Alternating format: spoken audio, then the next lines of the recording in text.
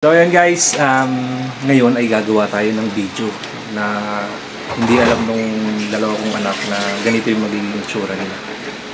Ayaw, di ba? Ganyan magiging itsura nila kapag gumanap sila sa camera.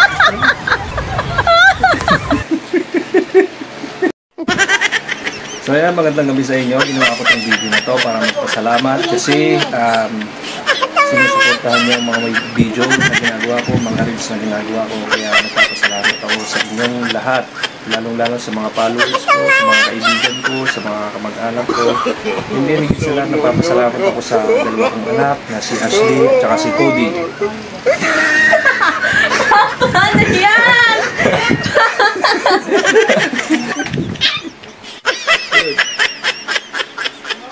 Ayaw. Kita.